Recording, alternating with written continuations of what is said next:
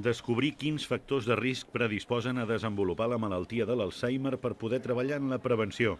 Per aquí passa el futur de la investigació sobre aquesta malaltia, segons Rafael Blesa, neuròleg de l'Hospital de Sant Pau, que aquest dijous va participar a la 13a jornada de l'Alzheimer del Bages, que s'ha celebrat a l'Hospital de Sant Andreu.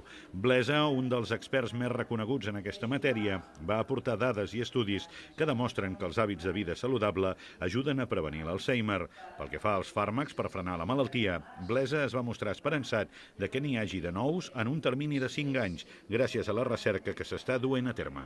És a dir, jo estic molt il·lusionat que d'aquí 5 anys tinguem algun tipus de tractament farmacològic que podem considerar que és un fàrmac que cura el primer tipus d'Alzheimer.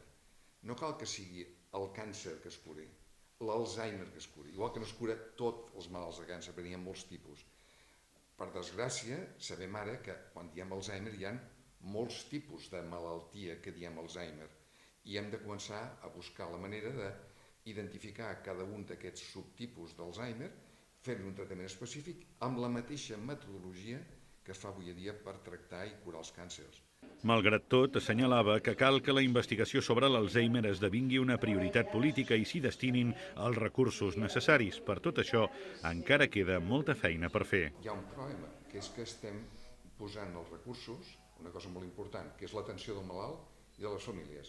Però, fixi's, el 65% el segueix pagant la família. On som, doncs? Doncs que qui té interès en curar aquesta malaltia, perquè el que l'ha de tenir l'interès és aquell que decideix les polítiques de recerca i posar els diners. Per desgràcia, ja veuen que en el nostre país, Espanya, des de fa 5 anys, les retallades en recerca és el primer que es va fer. Per tant, no es considera que políticament això sigui una opció i, per tant, que no esperin els malalts d'Alzheimer i les seves famílies que des de la política espanyola es pensi que s'ha de curar la malaltia perquè no és en absolut una prioritat. La jornada de l'Alzheimer del Bages ha servit per posar en comú experiències en recerca i tractament de la malaltia per part de professionals de dins i de fora de la comarca. La repercussió econòmica i social d'una malaltia que afecta 900.000 persones a l'estat espanyol i que suposa un cost de 24.000 euros a l'any per malalt, una xifra que en un 65% és suportada per les pròpies famílies.